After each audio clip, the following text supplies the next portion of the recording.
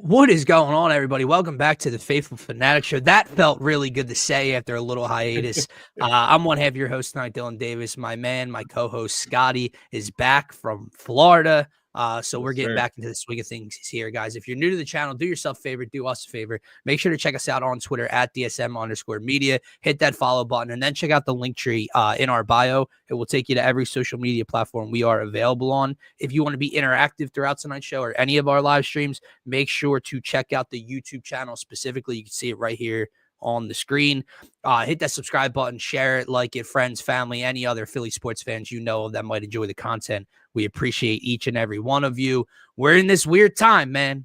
The Eagles just won the Super Bowl a few weeks ago. We're going to continue the celebration a bit, but now we're in this weird time. It's early spring training for the Phillies.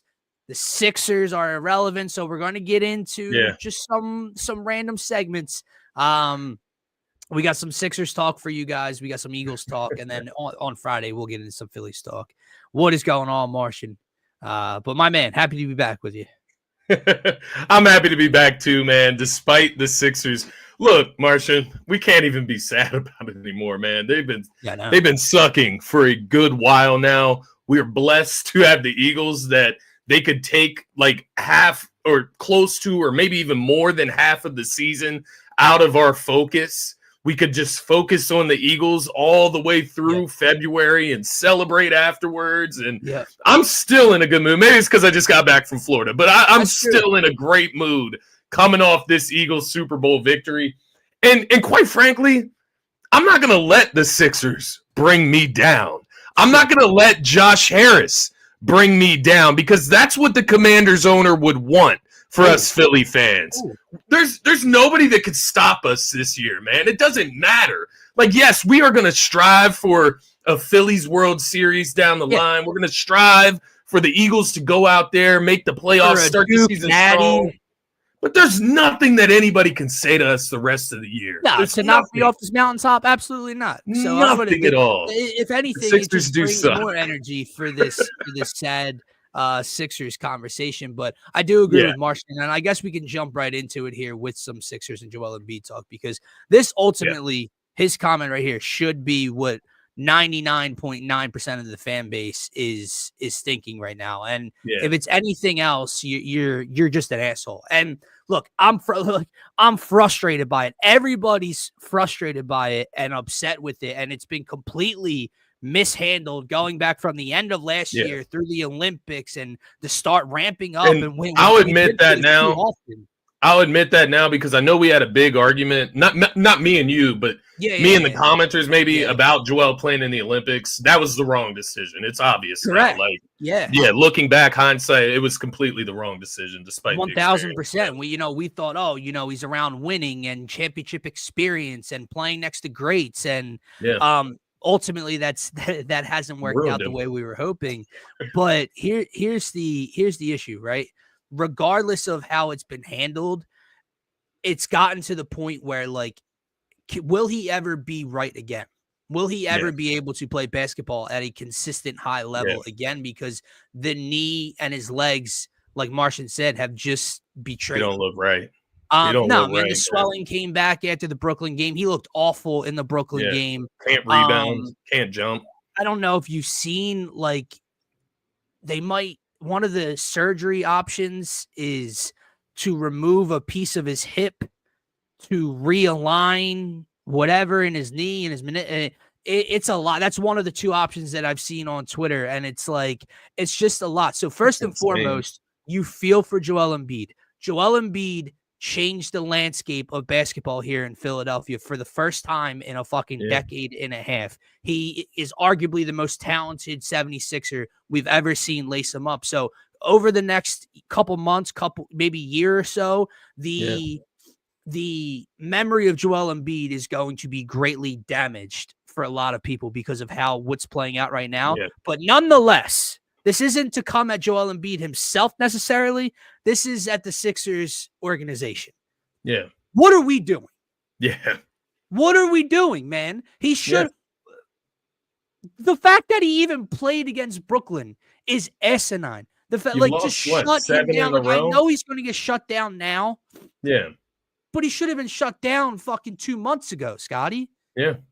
If it was this, Dylan, he shouldn't have ever played this season. You know what I mean? Like, Correct. If we're talking like the inability for him to walk down the line in his life, to be able to, move around with his children, like he shouldn't have played at all this season. Then you see the product that they put on the court that they're trying to drag him back into. He's not 100%, obviously. He's not able to contribute in the other areas of the game that he's usually able to on the defensive side of things and rebounding. He's usually able to excel defensively. Let's be honest, man.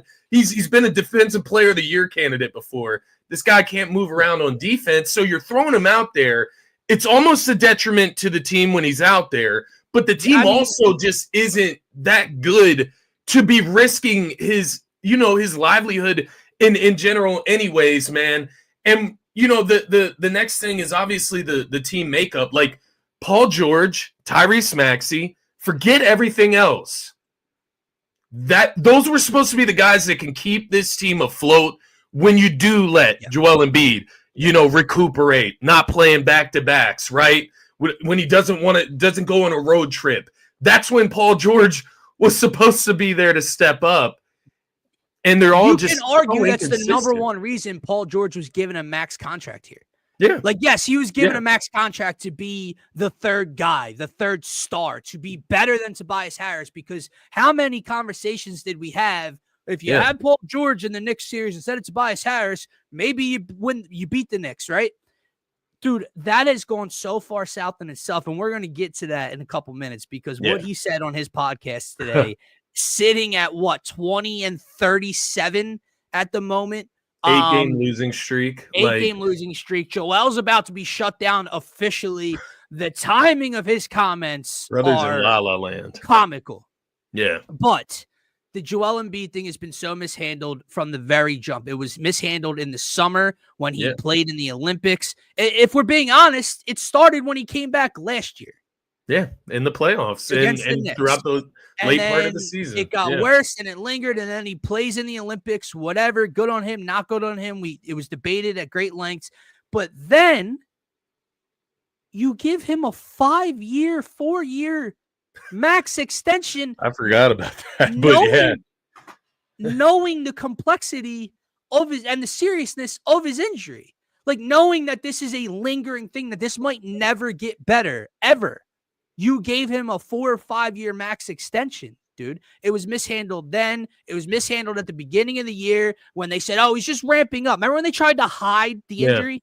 Like, he's just ramping up. Never really told you what it is. Yeah, right? that happened for a month and a half. We forget about that now at the end of February. That took 2 months off of our lives, was them not discussing really or opening up what it is. And then just, he misses 3 weeks. He comes back for a game. It's a back-to-back. He misses the next night. There's swelling in the knee after this game. He misses 2 more. He plays in 2. It's just been a total clusterfuck. Yeah. They're obviously awful without him. They're not winning with him. They're losing to bad basketball teams, even with him on the floor, man. It is beyond time to shut him down. Every Sixers fan and their mother knows this. So it better come now. But we're way past it. Can I ask you something before we jump into the Paul George shenanigans? Yeah. What you just said, right? What the fuck, man? Like, why can't they beat the Brooklyn Nets? Like, what is it? Like I'm out on Nick Nurse, obviously, at this point. Like, dude, he's just not doing anything that's benefiting the team, dog. Like, and his comments are crazy. They're crazy. He's out on the team, right? Like, I'm out on him. He's out on the Sixers. How do you lose to the Chicago Bulls? Like, you have lost 7 games straight. Lose. Right. They went on like a 24-6 run to end the game, and they still lost by like 40 points or some shit. Like, how is this happening? Like, what happened this year with the roster construction? Like, Kelly Oubre, like, what happened? I don't understand, man.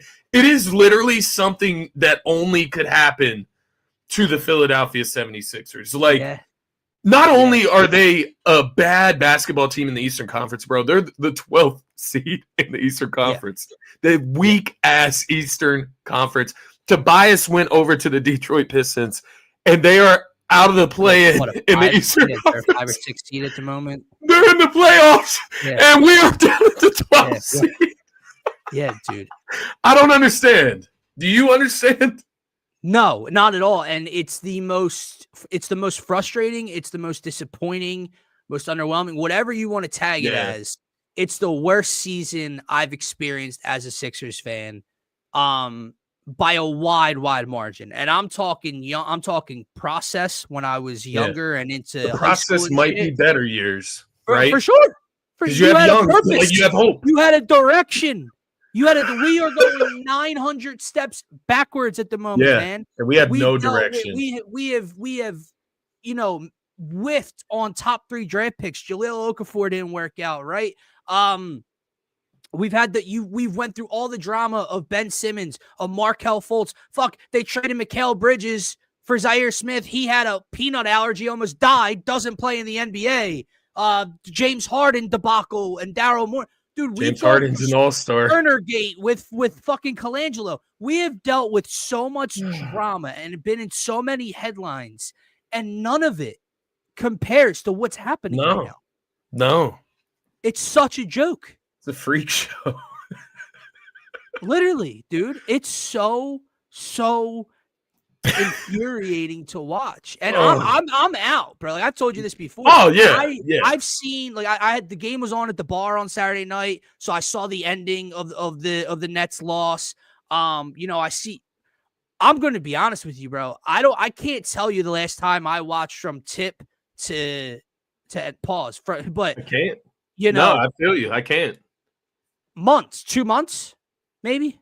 They're not fun to watch. They suck. No. Like it's that bad, you know what I mean? Like you turn it on and you just turn it off because they had a disgusting to watch.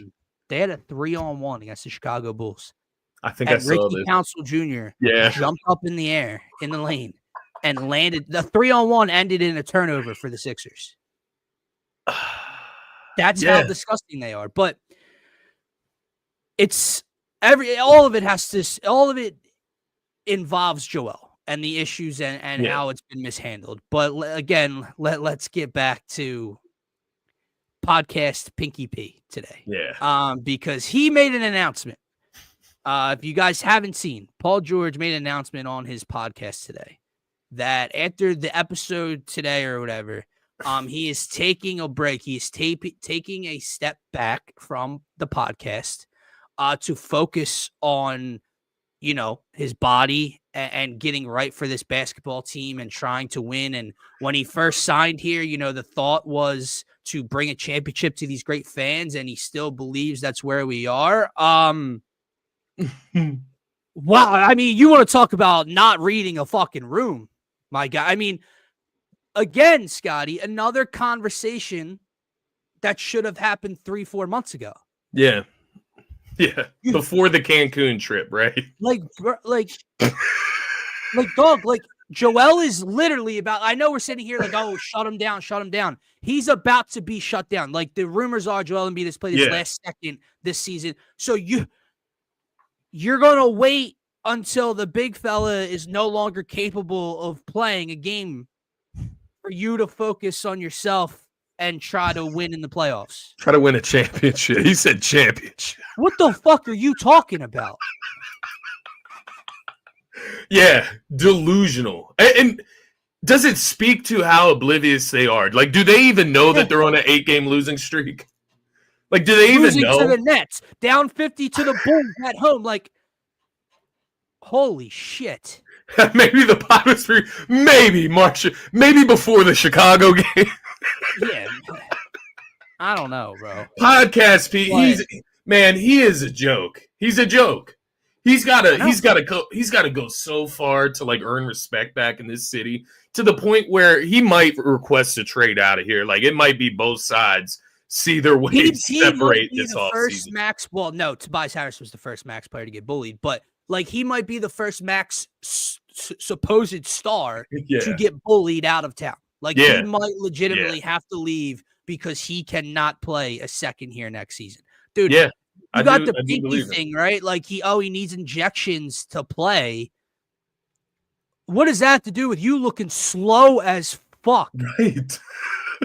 Like, that's just age, my guy, at this point. Yeah. Like, don't try to lie to us, man. The shooting numbers aren't there. The shooting numbers are horrible. 2 points, 4 points in one game, but then he had, 17 or 16 at half a couple games ago, but then, scored 5 in the second half in a loss 22 or some shit. The disappearing act, the shooting numbers aren't there. The legs and the athleticism and the defense seem to be gone. The excuses, the injuries, the social media, the podcast. Dude, this has been such a fucking nightmare, this signing. And I just remember vividly being on vacation, going live with you and Brock and talking about this signing and how fucking excited we were. Yeah. Like, is this the most wrong we've been? Like, when you look back, you have wrong takes. You have wrong opinions on people. I was probably wrong. I feel like I was really wrong about the Eagles last year when they were 10-1, and then they started to have a little that's slide. Different though, because there's a facade there. They're winning football games. Yeah, they went to the Super Bowl the year before too. So yeah, this is the most wrong we've ever been. I do believe that, man. I mean, we've had some crumbles in the playoffs, but at least they made the playoffs. You know what I mean? Like, we've had the Sixers lose to the Hawks in, the second round of the postseason, where we think it's their time to go to the Eastern Conference Finals. At least they made the second round of the playoffs. At least they were able to beat the Wizards in the playoffs. 3-2 series lead over the Celtics at one point at home. Right. They've been that close, hurt. Dude. That hurt. Yeah. But this is the most wrong we've ever been. We watched them have an offseason where they bring in Paul George, they bring in Caleb Martin, you draft Jared McCain. Now, Jared McCain, he's the one positive that you got out of the offseason. Yeah, you got something, right, Darryl? Then you lose him mid-season anyways, so you don't get to enjoy that. Andre Drummond was a failure. Yabusele, success, sure. But the rest, Eric Gordon, all of it. But that's all the of frustrating part, bro. Horrible. Like the two pieces that were kind of just throwing shit at the wall and hoping it sticks with a draft pick and a guy that's been in the league and then was exiled and you bring him back from France. Those two work. Right. But the proven commodities in the past have completely and utterly flopped, man. I mean, we're trying out lineups of dudes I don't know. Yeah. Like the Jared Butlers of the world. And I know people are, you could be a good guard in the future. I don't give two. He's just young. That's all they see is young energy. They've signed on a 2-way deal or whatever, and we could look at in the future for their backcourt. Stop it. Bro, the only young guard that we've had for the last couple of seasons is Tyrese Maxey, and then we had Jared McCain, and we lost him immediately. And you go back to the old-ass point guards around Tyrese Maxey, and it's just a constant. I will say this, man. Yeah. With Daryl Morey, we sit here, right? We sit here and we gave him praise in the offseason. We thought it was the moves. We thought it was the moves of the year. This is our year to win the championship. It doesn't matter, right? Because he's the GM. We're fans. He should know better than what we do. And that's what I'm standing on, bro. I was wrong as fuck, and so was Daryl Morey. But it's not my job. So he's got to go to it goes down the line, quite honestly. You get a little bit longer of a leash when everyone is excited and everyone shares in the thoughts of the Dwell's injured as well, right? Right. But again, you are the enabler in all of this, in the fact that you gave the dude an extension knowing he might never be right again. That's part of the problem. I was just going to bring up Daryl Morey for you, though, because I can't remember exactly what the clip said. I think it was trade deadline time. Yeah. What's the clip? It was literally right before this losing streak started. If you just squint, this is a championship roster. Delusional. And then we go on the worst losing streak of the season. And Joel's being shut down, and Paul George is a distraction and getting injections. Yeah, fuck that. I'll take any Cancun, dude. But you can go to Cancun, PG. Like, whatever. The season's toast. Yeah. Just don't post on the social media, having drinks and looking just you're licking completely titties. careless. He didn't give a fuck. Titties on Instagram. Right. My eyes still might be deceiving Mine me. is elsewhere. That was nip out, dude, if I'm wrong here. So absolutely. And here's why I don't take accountability. Yeah. Martian, because look what's right here. Look what's right. I'll be here. I'm still buying and this team just continuously lets you down. So yeah, you thought the Eagles winning the Super Bowl, like dignity and pride, and like seeing it on TV in the parade, it's like maybe it'll spark them. It's like, no, these guys have had they look like, you know what it looks like? It looks like Space Jam. When they get all the basketball players lose their powers, bro. Like they just get it sucked out of them. Pause. Jesus Christ. I'm glad you brought up the Eagles again though, and this city and expectations. Because we weren't planning on we're not talking about this team today. But it made me think of a comment that was made last week by another Philadelphia athlete, and I want to throw it your way. What's up? Did you see the Costi comment? No, I did not see this. You didn't? No. Oh, dude. Get me hip. So he basically, as they got into Clearwater, they were talking about the expectations for this year and being a World Series type of team. And he said he said, honestly, it feels like they're playing with less pressure this year. Like house money because of what the fans and reporters said about them after the Mets lost last year. If they lose and they're not a World Series team, you guys are right, which is awesome for you, right? But if we win, it's just extra. It's awesome. Do you know where the fuck you play? Come on, Cassie knows better than this. You might be in Florida. Your body might be in Florida the time you stated that, but you don't play for a Florida team, my guy. Right. I don't care if the Eagles won the Super Bowl yesterday and the Phillies opener was today. There's an expectation to succeed at the highest level when it comes to this team. Yeah.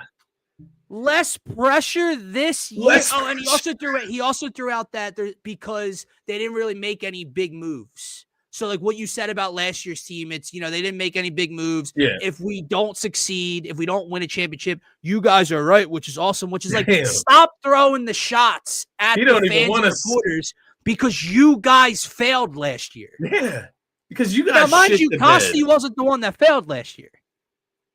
He showed up in the Mets series. Bryce showed up in the Mets series. I just don't understand. I don't understand why start the season like that. You know what I mean? Throwing yourself under the bus, kind of throwing the fans under the bus as well. We're not going to back them or something. You don't think fans are going to be there for opening day in Philadelphia at Citizens Bank Park?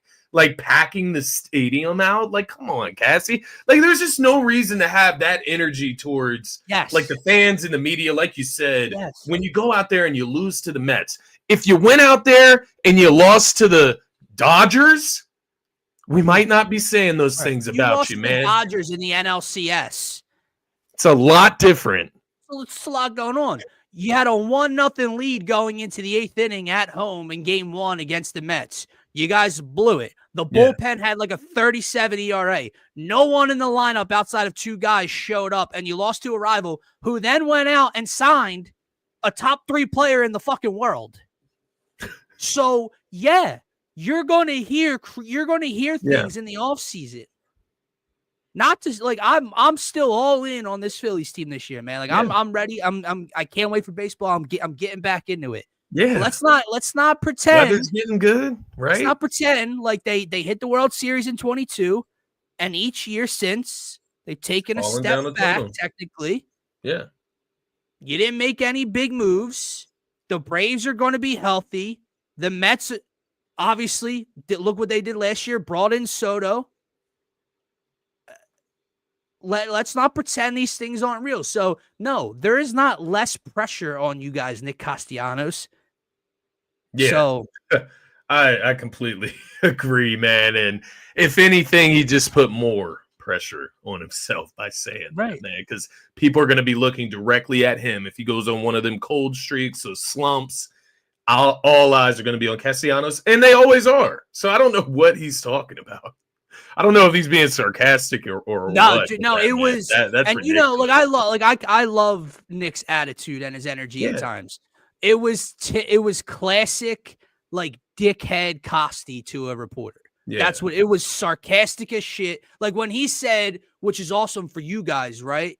To the reporters, he was being a dickhead.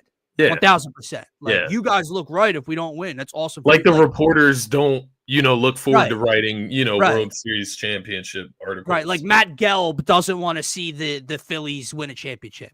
Like, yeah, let's take a shot at the report. Like, come on, man. So let's not do that. Energy. Bad energy. Hey, speaking of bad energy, Bryce has a bruised bicep because he got plunked in his first at bat today, which is never ending. So that's bad energy. But we'll talk more Phillies on Friday, man. We'll definitely get into them, man. Let's get back to the positive team in this city. Yeah. And that's our Eagles. And it doesn't have anything to do with the Super Bowl or celebratory, but there's some news going on involving the Eagles. So here we go again. At these, I guess, end of season meetings, right? At these owner meetings, there's been a proposal, shocker, to ban the tush push, the brotherly shove, whatever you want to call it, by the Green Bay Packers. No other team, just the Packers, who obviously the Eagles utilized this against twice this year and in the playoffs in the wild card round. And then you see the video of Jordan Love falling over his own 2 feet as he attempts to snap the ball for a quarterback sneak. And it's no wonder that this is the team that's whining, as Brian says, and complaining about this. I got news for you. It ain't going anywhere. The fact that it's only been one team, I've heard there's been a couple people come out in support of it, but for the most part, other GMs, other coaches have come out and stated just because one team excels at it doesn't, you can't penalize them. And that's the bottom line. That's all this comes down to, man. If it is so unstoppable, it's not a football play. If it's so unstoppable, why can't other teams do it? Right. Why were the Chiefs able to stop the Josh Allen tush push a handful of times the game before the Super Bowl? Brother, why is Sean McDermott against the tush push when he's the second? He's the team. He has a team that runs it the second most times behind the Eagles. He ran it 55 times over the last 3 seasons. They've ran the tush push, and they're against the tush push. That doesn't make sense. The team that is proposing to ban it slides their tight end under center to run it. In the playoffs, Tucker Kraft took 2 or 3 snaps from under center in a tush push. That's the team proposing to ban it. If it's so easy, why can no other team do it at the success rate, the level of the Eagles? So you cannot penalize one team for being incredibly successful or good at something. Did you see the report that came out today? There were 0 injuries in cause of the tush push this past season. So that argument, that debate is thrown out of it. It's wild to me that this is a complaint daily from people around the league. It's funny. It's not a real football play. I saw Raheem Morris. He said there's no other play in our game where you can absolutely get behind somebody and push them and pull them off, do anything. Really? I think that's what football is. So let me ask you this. When a running back hits a hole and gets kind of stood up at the 4-yard line, and there's 3 or 4 defenders pushing this way, and then in come the linemen, and they're pushing this way, and the refs let that play go on for a few extra seconds. And if you cross the goal line, it's a touchdown. If you gain a first down, it's a first down. If you were banned, I said this to you before, if you want to ban the tush push, asinine, but whatever you want to say, then the second that someone's forward progress is stopped, no one else should be allowed to enter the play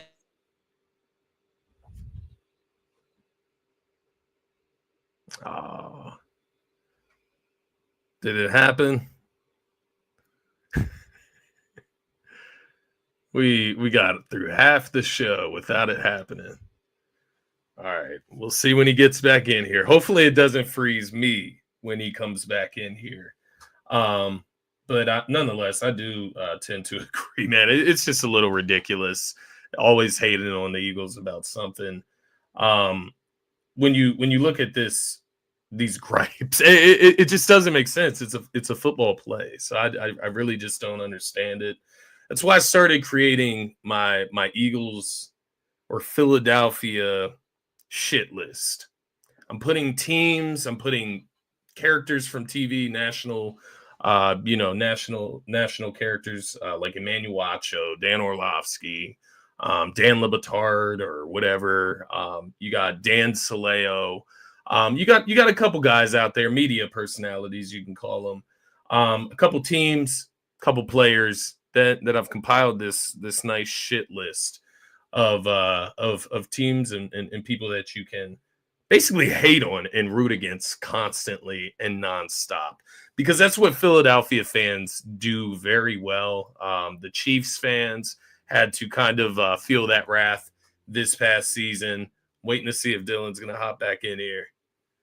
Let's see. I'm in. I know I'm in. I'm looking at it on YouTube right now. So I'm assuming you guys can all hear me. Yeah, Scotty can't see me. Scotty can't see me at all. There's no way. I can see you. I can't hear you. But I'm sure I'm sure it's something with mine. Let me go leave and I'll be One's back in, the other one's got to hop back in. D-Rab. Maryland or Michigan State tonight, man. That's so tough. It's so tough. I think it's sitting at 3.5 at the moment. My heart says that it's almost March, and what that means is January, February, Izzo. But this Maryland team's fucking good, dude. They really are. I think they're 16. Let me just double check this. 16-1 or something crazy at home this year. Like, Michigan State's great on the road as well. But Maryland, 16-1 at home, 8-2 in their last 10, 4-game win streak. Michigan State's 5-2 on the road, 7-3 last 10, 3-game win streak. Big Ten battle. Oh my God. Normally in a situation like this, I want to take the team getting the points in what I perceive to be a close game. But 3.5 so light, because if you're Michigan State, you could be up 2-5 or, down 2 the entire game, and you get to the last 2 minutes and there's one too many fouls and free throws, and Michigan State loses by 6 and you're kicking yourself. I'm pretty sure I'm staying away from that game tonight, which sucks because it's probably the game of the night. But I was looking at it late last night. The line hasn't moved. What sucks is, I'll tell you, before I went to bed last night, I was looking at UConn Georgetown over, and it was 140.5 last night. Ballooned up to 144.5, and now it's like I don't love taking. I don't love needing Georgetown to score in the low 70s potentially, and UConn plays at such a slower pace where if they're not shooting 48% from the floor and knocking down threes, that I don't love that over anymore. So that kind of sucks. All right, you're leaning with the favorite. I probably go that way. Just checking out the rest of the slate before Scotty hops back on.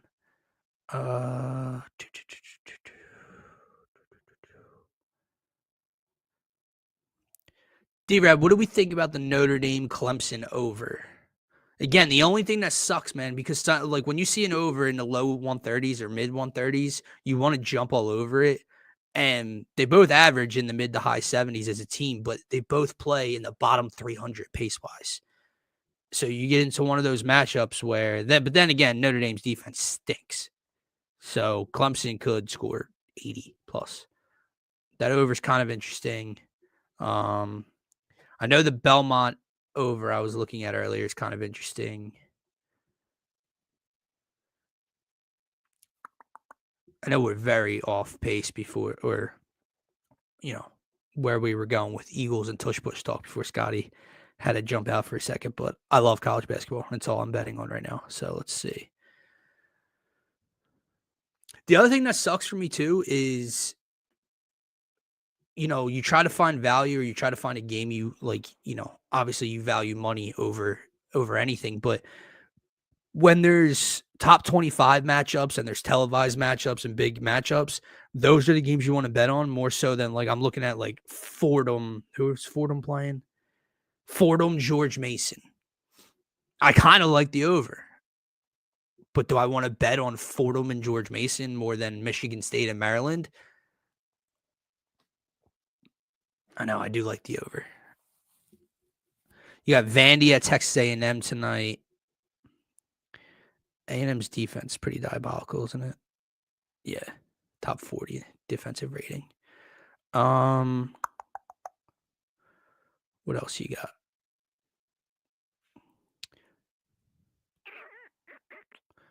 The Nova over I like. I just can't bet on it because Seton Hall's in Jersey, so they won't let me touch that game, which is very annoying. Kentucky, Oklahoma is tricky.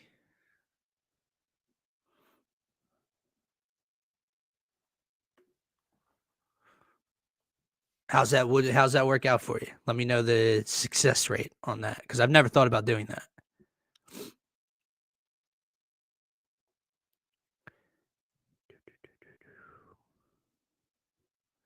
Damn, Scotty's got to be rebooting his whole system right now.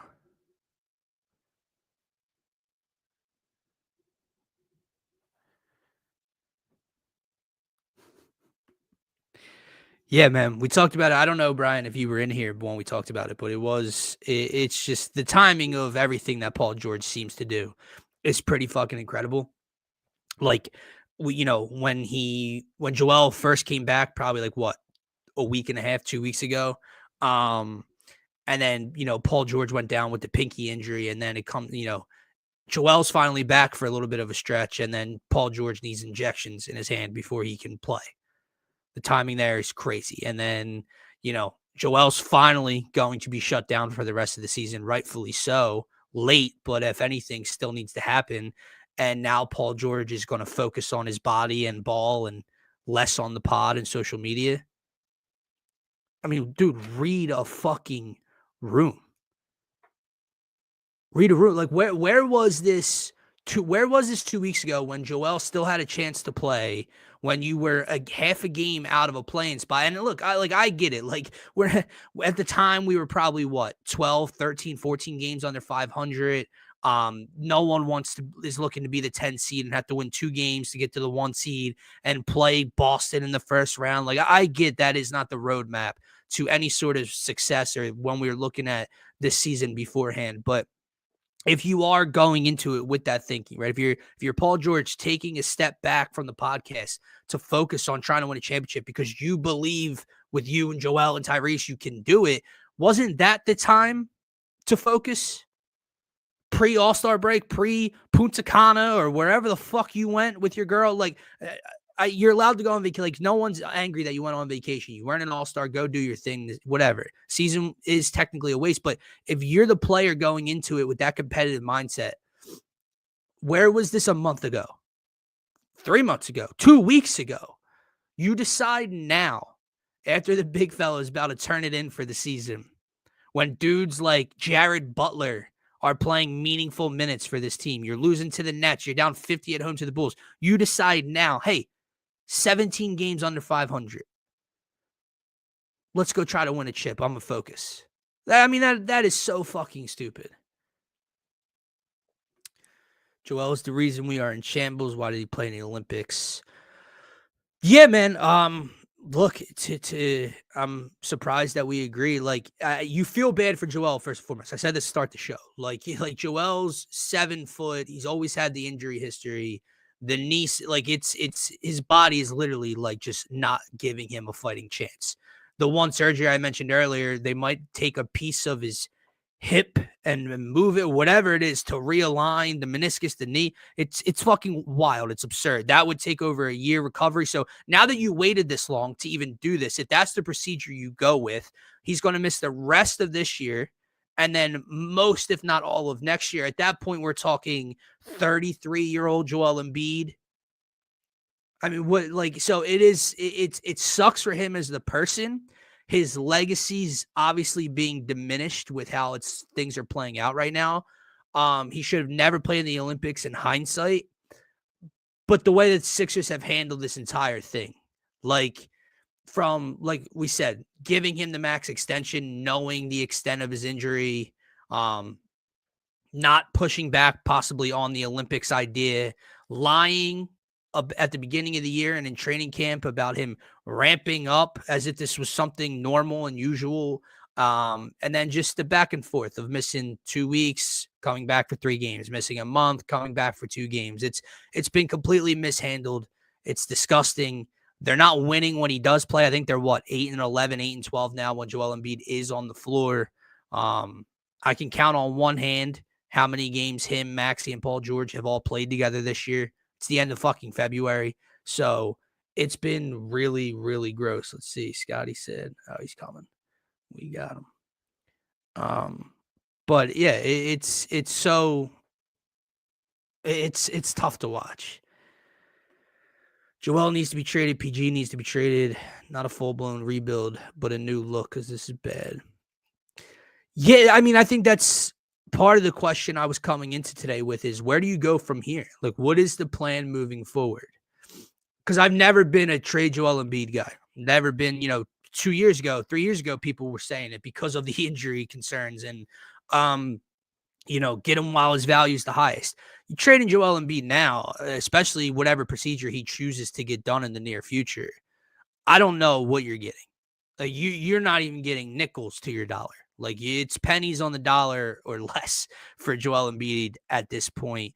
Paul George, same thing. I mean, someone would probably take him, but you're talking 3 years left at max money.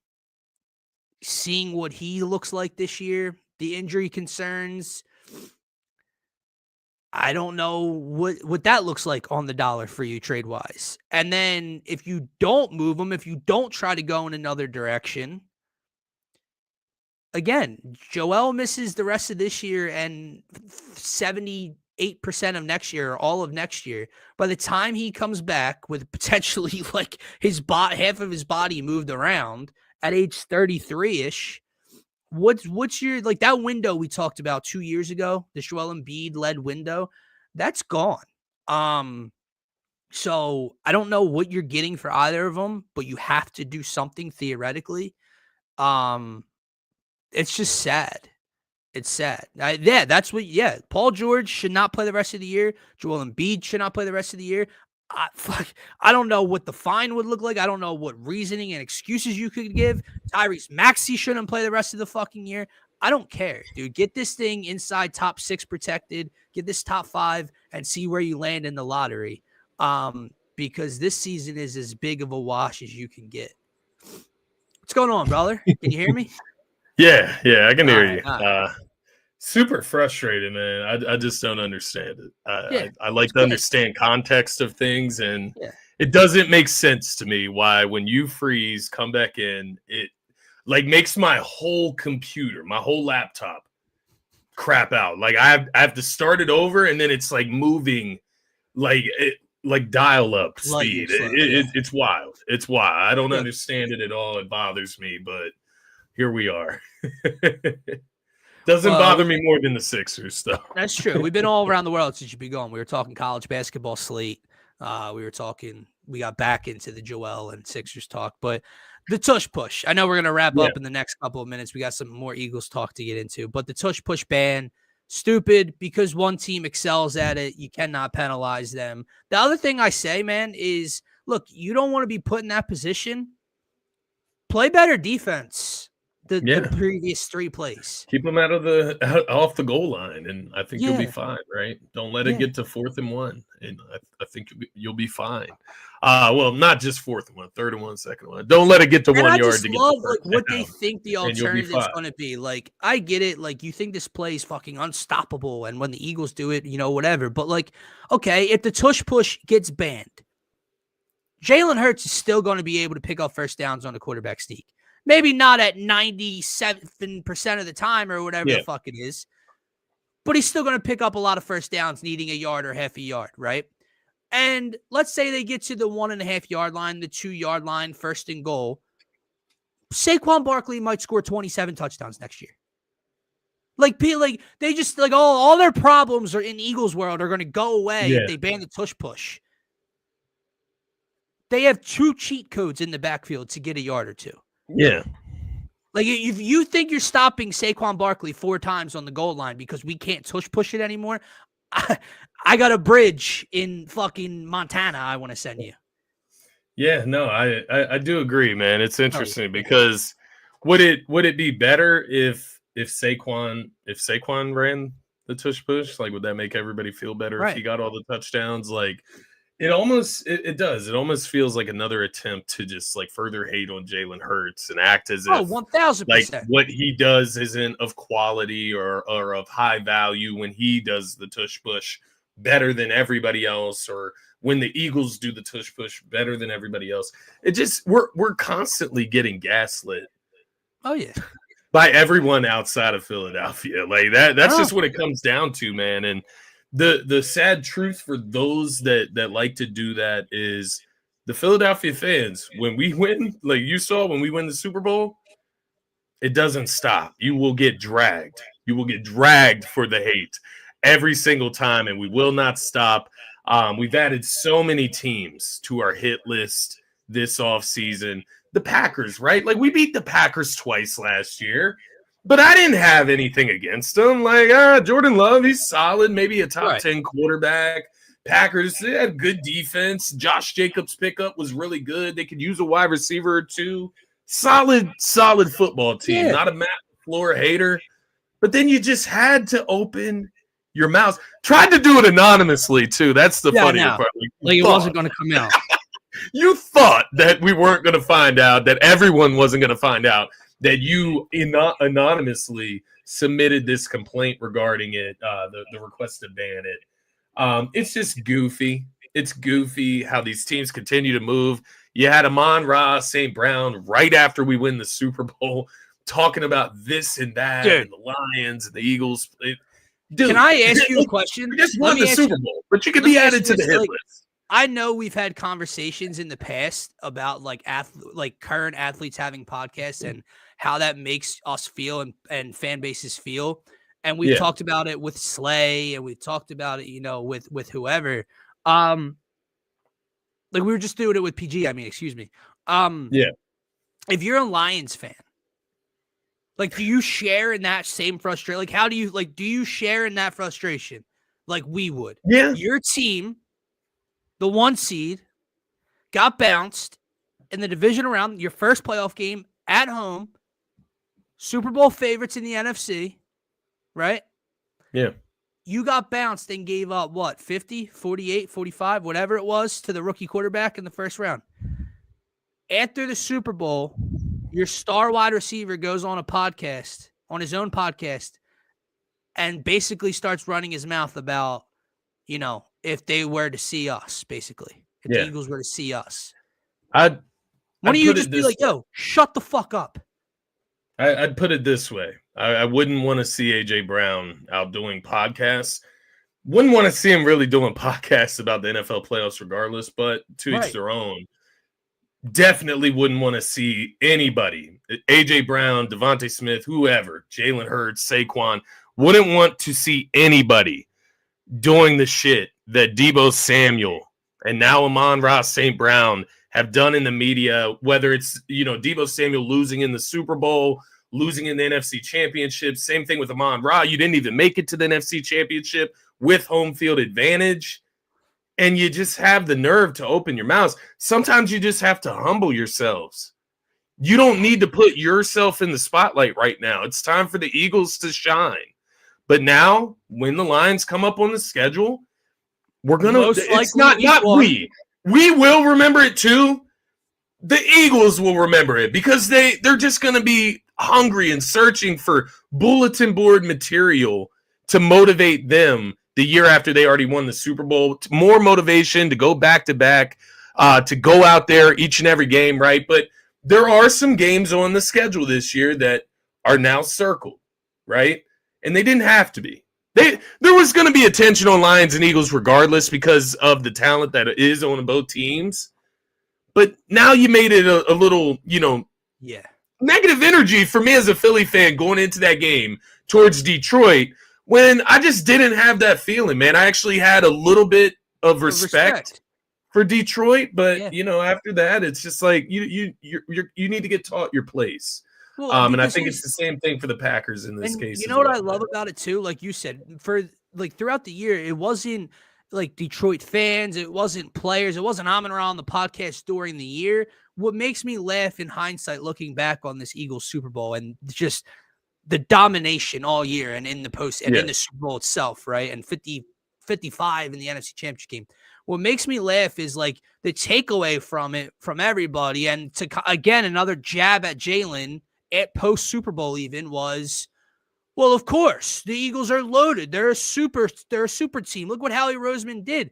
Then why weren't they picked all year long as the favorite? Even when Detroit's defense was decimated, why were you all still picking the Lions? Why on the Eagles' own playoff run were you analysts and experts and former players going out and picking the Packers and picking the Rams and picking Jaden Daniels and picking Mahomes? Why? If the Eagles were such a super team, if Jalen Hurts is just a merchant of his team's success, why weren't they the favorite the entire time? Why weren't they favored in the Super Bowl? That's what makes me laugh. Like this Lions conversation. Like, oh, we were beat up on defense. Well, why were you still talked about as the favorite to win the Super Bowl? It's crazy, man. Yeah. Yeah, it's honestly, it's all good. It's all good, man. I was listening to AJ Brown on the one podcast, $1 Million Worth of Game with Gilly. These guys are motivated. They're not, I say they see all of it. Yeah, they see all of it. They record it. They throw it in their backpack and they keep it moving. They put the work in. Jalen's already out on the practice field getting work in. This team is still hungry. I think the fact that you do have this kind of reception to them winning the Super Bowl, to where you still have people out there just like, about Jalen Hurts, about some of these other guys. And I think next season maybe it's taken a little bit more personal in a sense in some of these games and some of these matchups. Whatever it takes to fill this team to go back to back. Like it was like this year was very businesslike looking back on it. Yeah. Just how they bullied everybody for the most part. But even when they were bullying everybody in their pathway, again, they still weren't. They were getting a lot of recognition. They were a top 5 team in a lot of people's eyes, but they were never talked about, spoken about as the favorite. And the head coach was going to hold them back, or the quarterback was going to hold them back, or this or that, right? And they never got hit with that. And next year, it's like, okay, it's still it might look the same, but there's going to be a different way about it. Like I remember when we won in 2017. And then I think we opened up on Thursday night against the Falcons, right? Like the next year. And we ended up winning that game at the end. But again, it was Foles starting the year. Wentz came back too early. Wentz had a broken vertebrae in his back or whatever, went out again. It was never, okay, we're the champs. We're the top dog. Like, remember the last 2 years on Turf Talk? We do power rankings weekly, right? And it's, to beat the champ, you got to beat the champ. Like the Chiefs were number 1 for so long because of over the last 2 to 3 years, because of their dominance. And until I see otherwise, no, that's what this next season to me is going to feel like. Like we're on top of the world. We're the top dog. Have fun trying to knock us off. Where before coming off our only Super Bowl win, it was, All right, we got some work to do. We're injured. We got to catch up. So they're going to be favored in pretty much every game that they play for the most part next season, outside of away games at other contenders maybe. But even then, what 1.5 point spreads the other way? Like they're going to be favored all season, and it is partly due to the talent. It's also partly due to their mental makeup and the way they operate as a team.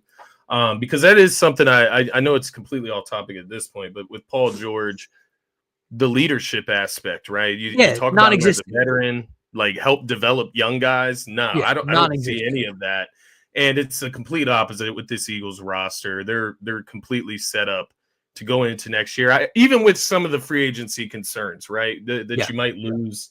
Howie has built so much depth. He's also built trust in the draft and in the after draft process. Like we cannot worry this offseason with the way things are set up. I'm glad you brought that up because I think to wrap up the show, I want to ask you one specific question that we can hit on, but then kind of pick up on Friday, right? And I want to leave this with everybody, right?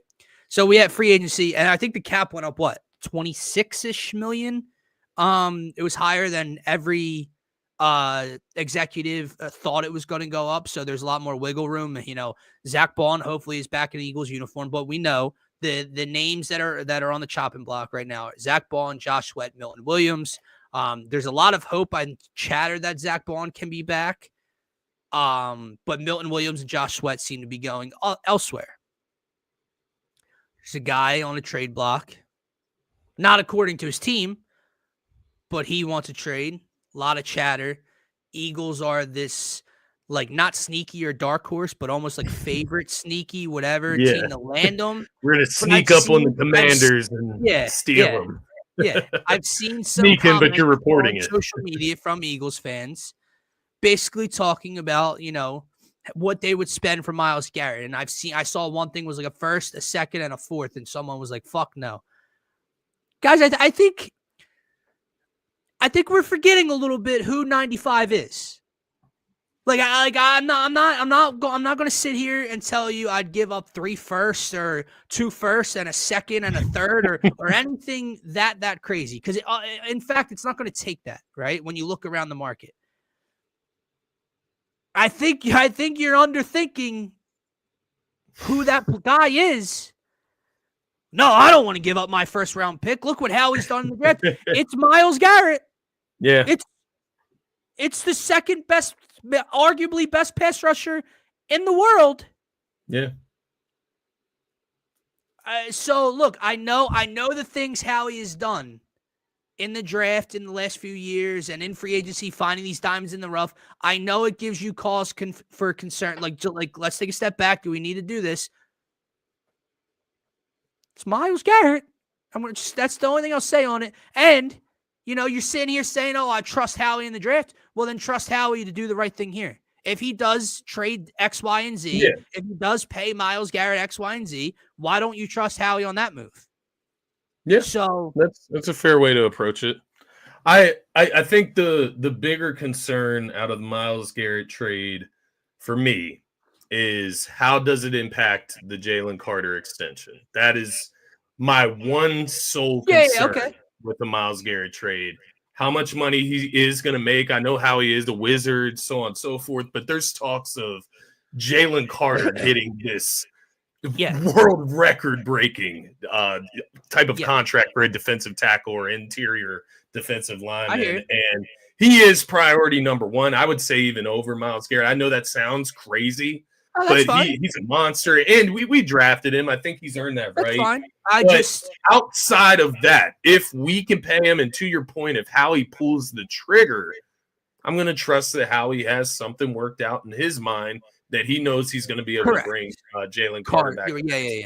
Yeah. I think Jordan Davis would be a casualty in that trade, right? Like maybe you even trade him with the picks. I don't love breaking up the Bulldogs, but you do it for Myles Garrett, right? Like, yeah, bro. Like I think like people are I know when we were on top of the world like this, we won the Super Bowl. We don't need that. Like we just did with Milton Williams and Josh Sweat, guys. It's Myles fucking Super Bowl champs. Add 95. Jalen Carter next to Myles Garrett. Yeah. Envision that for me for a second. Yeah. So, like, I get it. I feel you. How there's a balance. There's a balance because team chemistry, as we saw from the season before to this season, does matter as well. I'm not saying that Myles Garrett would be like a team detract. I don't mean it by that, that by any means. Howie will know best in this situation, so I will trust him. I guess I'm not beating the table for it, but if it happens, if we can get him for the right price, like that trade that you mentioned, the first, the third, and the fourth, I would do it. Like if that's what I agree with D. If the like Commanders are running up the price, and we're talking about multiple firsts, and also having to give up the cap, it gets a little ridiculous. But Howie just won't do it at that point. Correct. So I do trust it. Correct. I do trust Howie at that. But I agree with D-Rab. Like I wouldn't say I'm pounding the table for like this. He needs to trade for Myles. We just won the Super Bowl. Yeah. If this is the table, my hand's here. Like, dude, it's Myles. I'll say it one more time. Myles Garrett. Like, we're talking TJ Watt, Myles Garrett, Max Crosby. Yeah. Yeah, you fucking do it if you can, okay? So I agree. I think he'd fit right in. I think he would be on the Super Bowl champions. Get Myles. I think it would be looked at the same. Like I did, like this comment here. I remember like throughout the year, people saying like, how did the Giants let him walk out the door and sign here? If you traded for Saquon, does it look different? Like, does the response look different? If you trade multiple picks, first rounds, and you give a running back money. No, not if it still resulted in this past season. No, it's not looked at different. Like if you, you would have given up. You would have given up Quinyon Mitchell in that case, right? Like if you're giving up a first, maybe you don't have to give up a first for running back, right? We don't have to go down that rabbit hole. Yeah. But it's just a thought. That's all. Right. I'm not saying I do agree with impact, right? Myles Garrett. I think. Right, like I'm just envisioning week 6 at the Link. Myles Garrett has 2.5 sacks and a forced fumble, and people around the league are going, "How the fuck did they let them get Myles Garrett?" That's what I'm envisioning. So, and you're right at the end of the day, and the Eagles will do it at the end of the day if they can get him for the right price, because you take advantage when you can get talent like that. If he is looking for a chance to win, if that's his ultimate goal, then maybe he even would say a little bit less. I know I'm reaching. We just won the Super Bowl. I think the aura is there. We don't know Myles Garrett as a person at all. You know, hell no. Interviews and stuff. But we can't even be joking about stuff like this. We can't even be joking about this. No. But at this point in his career, like, and playing in a city like Cleveland and not really sniffing winning, if this dude is if he is a football player, he's going to make a lot of money regardless. You want to win, don't you? Well, how about I shave $4 million off the deal, or how about how he does, give you this in signing bonus. But then we're going to detract from here, and here as over to 3 years or whatever. So, I think if you went from Cleveland to the Super Bowl champs, you might take a little bit less money when you're already a fucking multi-millionaire. I think it's one of those things where I'm like, I'm not getting my hopes up because I don't need to. Yeah. But if it happens, obviously, I'm going to go buy a Myles Garrett jersey, right? Like, you know what I mean? Like, it's one of those things. Like, I know at the end of the offseason, if we come out of the draft and how he ends up using that first-round pick to draft an edge rusher, right? Strong chance they might be pretty good. You have Nolan Smith, who's going to develop and hopefully get even better than what he was this season. You have Jalen Hunt. You have some other young guys there. But you are going to have to add something to that edge position, right? BG, we believe he's going to retire. Nobody's going to be mad. Anybody that is going to complain about Myles Garrett, it would be dumb. If you don't know, leaning towards it not happening, I think that's like you can make like some sort of argument, I guess, financially, but there's just no chance. I mean, I'm just thinking about like, okay, well, that money has to be spent somewhere, right? And like you said, if it was to affect extending Jalen Carter and he was to walk in 2 years, that's a different ballgame, right? But like when people like this up, like let's just say this year, right? Myles Garrett signs this big deal. It's front heavy, and we have less money to use. Well, do I want Myles Garrett on my defensive end, or do I want maybe 3 players that are way less limited than Myles Garrett? Right. Yeah. Because like here's the thing. Like, let me ask you this, right? And I don't want to sound like ungrateful and disrespectful. I want Zach Bond back so incredibly. I knew you were going to take it here. I'm asking. I'm not trying to decrease what he did this year. He's one of the biggest reasons we have a Super Bowl ring. Yeah. Picked off Patrick Mahomes in the Super Bowl. Top 5 DPOY candidate. It's one proven year of Zach Bond at linebacker, or it's Myles Garrett on your edge. Are we not getting a little overboard with ourselves if we say Zach Bond? One versus the other, no. That's what I'm saying. When you factor in everything else, what's everything else? That Zach Bond was in the middle of our defense and he led it. He led the team in tackles. I gotta look forward. He's a turnover machine. He's magnetic to the ball. I agree. With Vic Fangio. I agree. I want him back badly. You don't sign him back. Maybe you don't even get to sign back, Milton Sweat down the line either. You trade multiple picks for him, man, because I just have it's not going to be one first, man. It's not. It's going to be multiple first-round picks. The Browns don't even want to trade him. I don't know, bro. So, I don't know. I guess it's the fact that Bond is right here. We can re-sign him. I don't know. I'm just not selling out. We know how these things work, though, bro. If Myles Garrett holds out and says, I am not playing for you, that price goes down and the Browns will trade him. Look, I want that. Like when we talked about, I went through the dream team season, man. Like that's what sticks in my head. Different, bro. Come on. You just, you take it a little too far. You go reach it a little too hard, and you ruin all the chemistry on the team, man. I don't know. I don't know. Look. I do feel you. I wouldn't be mad at it. Of our free agents, Zach Bond is number one for me. I want Zach Bond back badly. Yeah. All I'm posing is we're talking about Zach Bond. Like, just let's take the name. 1 year of Zach Bond from special teamer to what he did this year, or arguably the best defensive football player in the world. Are we not going a little overboard saying I'd rather have Zach Bond on my football team than Myles Garrett? That's all I'm posing. We can talk about it more Friday. And this is not a shot at Zach Bond whatsoever. We haven't had a good linebacker in forever. I know, bro. I know. But good linebacker or best edge rusher in the world? I think we're selling Bond short. I think we are. I think we're selling Bond short here.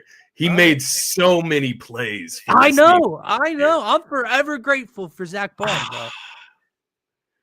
It's with everything included, though. It's with the draft comp, the money, all of it that's going to go into Myles Garrett. I got you. Straight up, if you could trade Zach Bond for Myles Garrett, I think I would do it.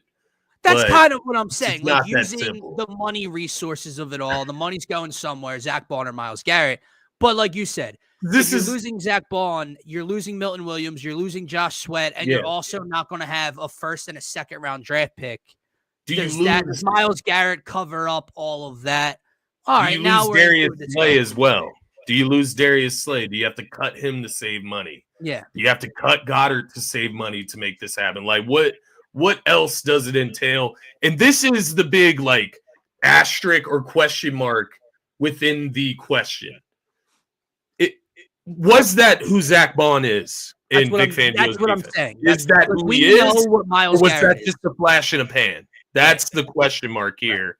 Because if you get that from Zach Bond each year, if you get that again this next season, I wouldn't move him for Myles Garrett. But we don't know that you're going to get that. That's fair as well.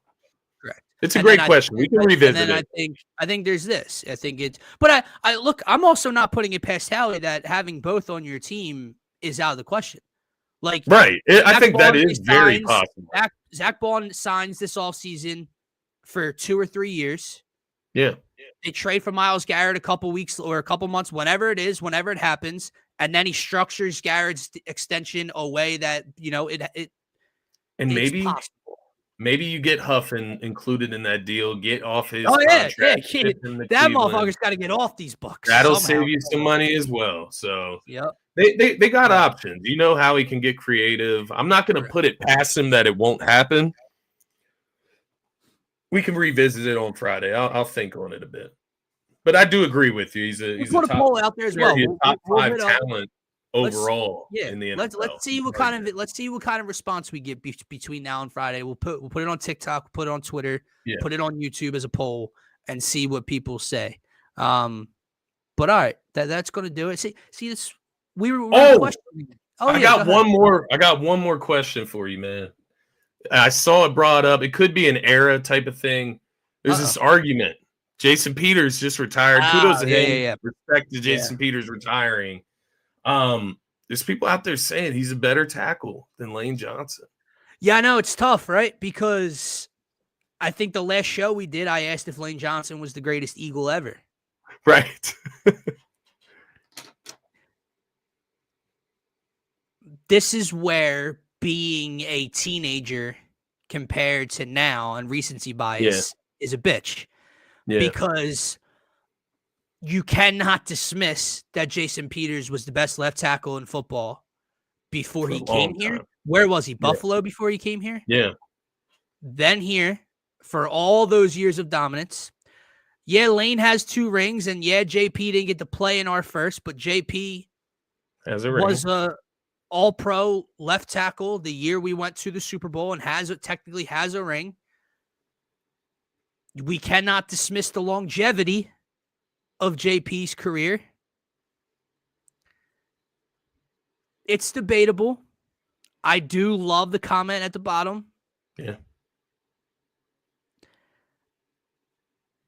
I don't know, bro. I mean, it's an era thing, though. I would still put Lane, and then JP is. Yeah.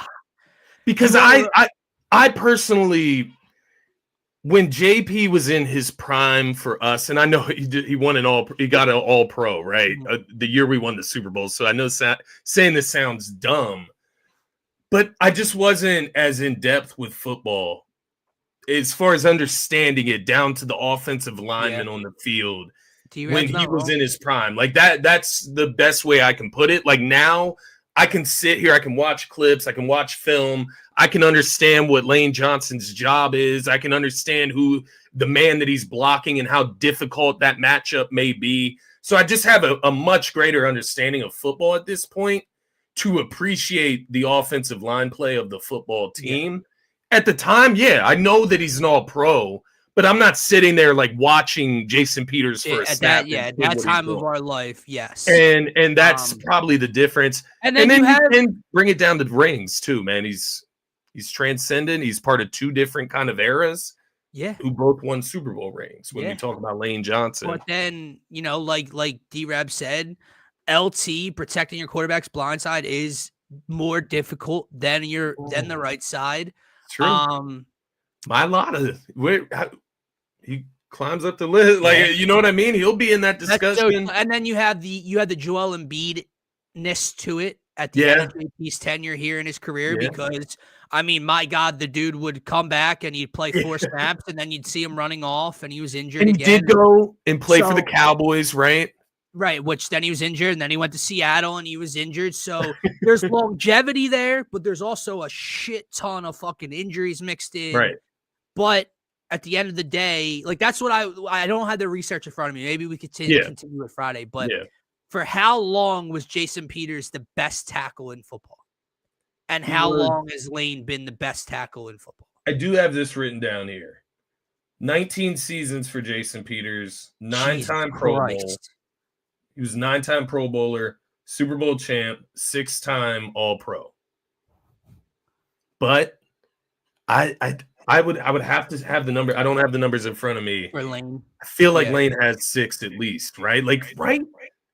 You would think so, bro. I mean, Maybe not. It is a lot. It is a lot.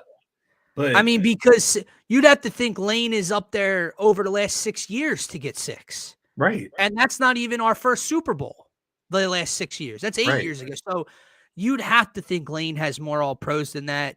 The extra ring, but 19 years is fucking absurd. Yeah, it is absurd for an offensive lineman. Yeah, as big as that man is. Are we forgetting? Are we forgetting about Jason Kelce? Does he just not belong near this conversation? I think it's different. Center and tackle. Because again, I think Jason's the greatest center we've ever had. He might be the greatest center the game's ever had. So, like, Jason's in a conversation of his own. The personality of Jason. Yeah. You know, the Mumbers outfit, the speech, the podcast, how much you see him now. Like, Jason's always been a fan. Like, Lane's never been really a fan favorite. Like, Lane's person, he's got the mental health stuff he wears, so that he supports and everything. So Lane's not like this big outgoing, goofy guy to the fan base. He might be like behind closed doors, but he's not like, you know, this overall crowd supported personality the way Jason was, but Lane's a better right tackle than Jason was center. Yeah. So that's kind of what it comes down to. It's just an interesting thought, right? And again, man, that's where legacies in this past season came into play, because that second ring is going to do wonders, and the window's not closed on a third for Lane Johnson right now. He said a couple more years. Yeah. In that that parade. Like, bro, like Lane Johnson goes and wins a third Super Bowl. Yeah, it's clear cut. Yeah. So it's another conversation. We continue moving on to Friday. Friday, we will be back probably around 1-ish. That's noon, between noon and 1, somewhere around that time. We're going to get into Philly spring training, get a little early season review in there, a preview in there, I should say, more Eagles talk, more of these conversations. So, guys, if you're new to the channel, there's over 40 of you in here at one point. There's 35 in here right now. Do us a favor. I know most of you are probably on the Twitter page. Make sure to check out the link tree and go right to the YouTube channel. Make sure to subscribe, share it, friends, family, any other Philly sports fans you know of. We greatly, greatly appreciate you guys. For myself, for Scotty, and for DSM, have a great rest of your night. Peace, everybody.